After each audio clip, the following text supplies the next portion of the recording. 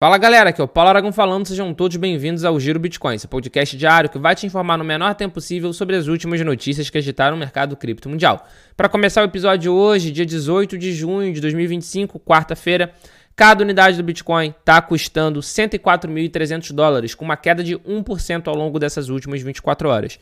Queda que tem sido vista pelas principais criptomoedas do mercado. O Ether, por exemplo, está com uma queda de 2,3% ao longo desse último dia, com cada unidade cotada em aproximadamente $2.500 americanos. A gente tem visto todo o mercado cripto em queda, todo o mercado cripto em correção ao longo desse último dia, ao longo dessas últimas 24 horas. Solana está caindo mais de 3%, XRP está caindo mais de 3%, Tron está caindo mais de 3%, Cardano está caindo mais de 4%, enfim, todo o mercado cripto está em queda, está em correção e a gente espera, de fato, bastante volatilidade ao longo do dia de hoje. Isso por causa das tensões no Oriente Médio. A gente está vendo uma escalada das tensões e talvez até essa tensão se espalhando também, não só ali para o Oriente Médio, mas também para a Europa.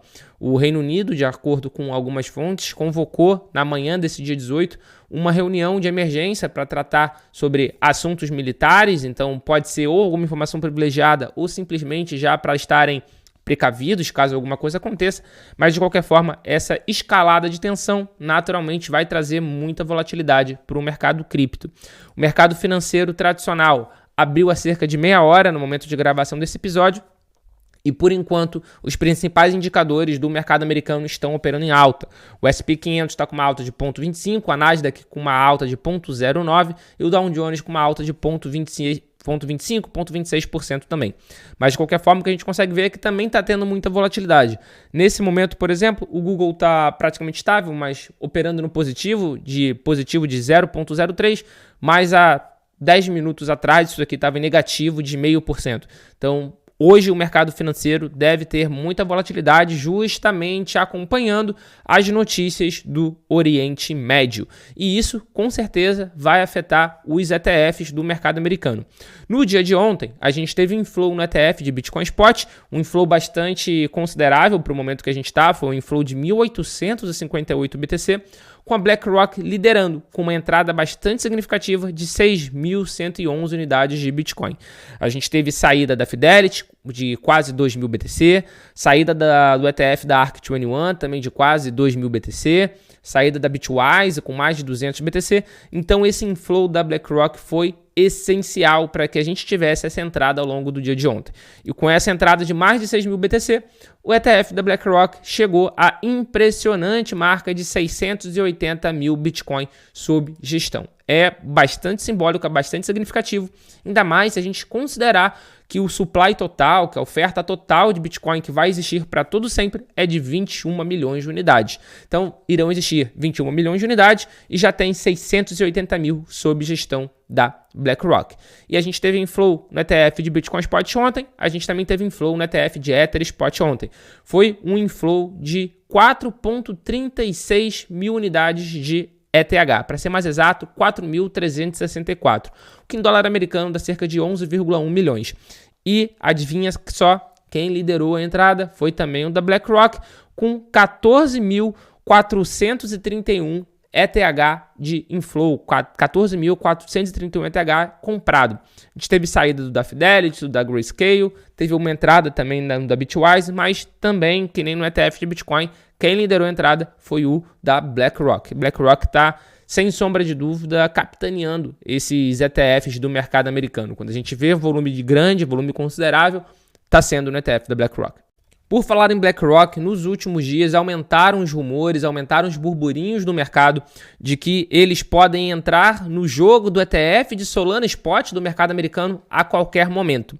Eles até o momento não protocolaram nenhum pedido de ETF de Solana Spot, ao contrário de outras diversas gestoras, mas nos últimos dias aumentaram os rumores de que eles podem entrar no jogo a qualquer instante. Isso, inclusive, está auxiliando com que as chances de aprovação nas casas de aposta desse ETF até o final do ano cresçam. Para vocês terem uma ideia, nesse instante o mercado está dando como 91% de certeza da aprovação desse ETF até o final do ano. E sem sombra de dúvida, no momento que a gente vê a BlackRock protocolando o pedido do ETF deles, para mim, vai ser já a carta marcada. O poder da BlackRock é impressionante, eles tiveram um papel fundamental na aprovação do ETF de BTC, no ETF de Ether Spot, e eu não tenho dúvida nenhuma de que eles também vão ter um papel importante, vão querer participar de um futuro ETF de Solana e também até de um ETF de XRP Spot, por exemplo. Aonde pode dar dinheiro, aonde faz algum sentido, eu tenho plena convicção de que eles vão.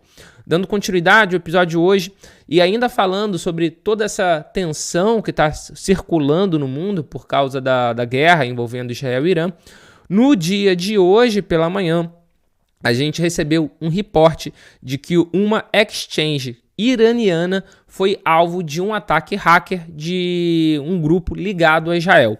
A exchange iraniana Nobitex, que é supostamente ligada ao regime iraniano, sofreu um ataque, teve 81 milhões de dólares drenados e, além disso, esse grupo hacker que é ligado a Israel publicou que, além de ter drenado, sim, esses 81 milhões de dólares, eles também têm acesso ao código-fonte da exchange e que isso vai ser publicado dentro das próximas 24 horas.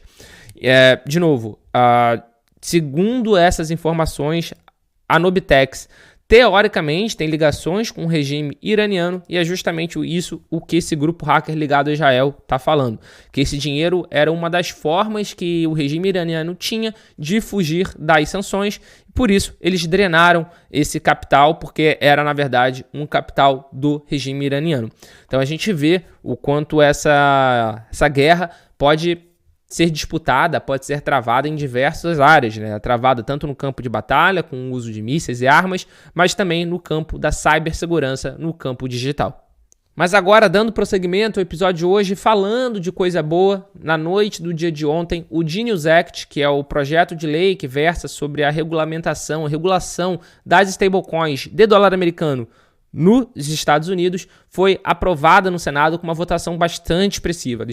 O Genius Act foi aprovado por 68-30, o que demonstra uma aprovação bipartidária, ou seja, tanto dos republicanos quanto dos democratas. Agora, depois dessa aprovação no Senado, ela vai para a Câmara, onde pode sofrer ainda algumas alterações, mas ela sendo aprovada também na Câmara, ela vai para a sanção ou para o veto presidencial, que a gente sabe que vai ser sanção, porque afinal de contas é um dos foram propostos pela própria equipe do Trump. O presidente Trump ele era um candidato e está sendo um presidente bastante favorável à indústria cripto de uma forma geral, já criou inclusive a reserva estratégica de Bitcoin dos Estados Unidos, então esse passo é muito importante. E, na minha opinião, essa aprovação do Genius Act pode ajudar os Estados Unidos a preservarem o valor do dólar ao longo do tempo. Afinal de contas, uma stablecoin de dólar americana nos Estados Unidos, regulada pelos Estados Unidos, isso sem sombra de dúvida vai criar um ecossistema muito frutífero para eles, inclusive. Então, notícia importante para o mercado, que em condições normais de temperatura e pressão teria um impacto positivo no preço, sem sombra de dúvida, mas estamos em um momento de guerra, então é claro que a guerra vai pesar mais alto do que esse passo importante de uma regulamentação americana. Mas de qualquer forma, notícia positiva que vale a pena a gente comentar aqui para vocês no Giro Bitcoin. E para fechar o episódio de hoje, duas notícias rapidinhas. O banco espanhol BBVA sugeriu que clientes façam 7% de alocação da sua carteira em cripto. Isso é algo muito interessante. Se alguns anos atrás a gente via cripto sendo extremamente criticada pelos bancos de uma maneira geral, agora a gente já está vendo os bancos recomendando exposição em cripto e uma exposição bastante considerável. Para um investidor comum, 7% em cripto é quase 10% da carteira. É bastante coisa. A gente sabe que muitas vezes a gente que é do mercado cripto acaba com uma exposição um pouco mais elevada do que isso, mas de qualquer forma, um banco fazendo essa recomendação para sua carteira de cliente é algo extremamente simbólico. É a representação de que a cripto, de que o Bitcoin principalmente chegou para ficar, o Bitcoin venceu a batalha. Se antes a gente era taxado como dinheiro de internet, ou muitas vezes dinheiro da Deep Web, que era utilizado para coisas ilícitas, hoje em dia já se sabe que é muito pelo contrário, que o Bitcoin é muito mais do que um dinheiro. É dinheiro, é liberdade, é investimento, é proteção contra a corrosão do poder de compra, é tudo isso em uma única palavra. E essas sugestões dos bancos para os clientes alocarem capital em cripto é representação clara disso. E a gente vê isso também acontecendo justamente nessa corrida global das empresas comprando Bitcoin, adotando o BTC como um ativo de tesouraria. Então, só quero falar aqui sobre essas últimas compras que a gente acabou não comentando ao longo dos últimos dias. A empresa de healthcare, a empresa de saúde, listada na bolsa nos Estados Unidos, Pronetics, comprou 20 milhões de dólares em BTC e está adotando Bitcoin como tesouraria. A empresa de fashion, de roupa japonesa, ANAP, comprou 31,2 BTC e planeja até agosto de 2025 acumular 1.000 Bitcoin. E nos últimos dias a gente também teve algumas mudanças dentro do ranking das empresas que têm criptomoeda, né? A Metaplanet ultrapassou a Coinbase e chegou à marca de 10.000 BTC. Com isso, a Metaplanet agora, que é a strategy asiática, já é a 9ª colocada no ranking de detentores corporativos. Nesse momento, o top 3 é composto pela Strategy, com 592.100. Na segunda posição, a gente tem a Mara Holdings, com 49.543. E na terceira posição, a gente tem a 21 Capital, com 37.230. 21 Capital é uma joint venture formada por diversas empresas, e dentre elas a gente tem a Tether, a gente tem SoftBank, enfim, diversos players, tanto da indústria cripto quanto não da indústria cripto, e com isso eles planejam ali disputar minimamente com a Strategy, mas a Strategy já está muito na frente. Metaplanet, que começou no ano passado, já chegou à impressionante marca de 10.000 BTC. E essa corrida, na minha opinião, está apenas começando. Que nem a gente viu bancos recomendando comprar Bitcoin, bancos recomendando comprar criptomoeda, empresas e países já fazendo isso. É uma corrida que chegou para ficar, sem sombra de dúvida. Cripto não é mais o futuro, cripto já é o presente. E se você chegou até agora aqui no episódio, meu muito obrigado pela sua companhia. Tá vendo a gente pelo YouTube? Se inscreve no canal, dá o like, ativa o sininho de notificação, que isso ajuda com que o canal, com que o podcast seja mais distribuído, que mais pessoas conheçam. E da mesma forma no Spotify, Deezer, Apple Podcast. Se você está escutando a gente por alguma dessas plataformas, não deixe de seguir a gente, dar 5 estrelinhas, comentar se a plataforma permitir, porque esse engajamento faz com que o Giro Bitcoin seja mais distribuído, que mais usuários conheçam o nosso trabalho e fiquem informados sobre o mercado todos os dias no menor tempo possível. Muito obrigado pela sua companhia e a gente tem um encontro marcado aqui no nosso episódio de amanhã. Valeu!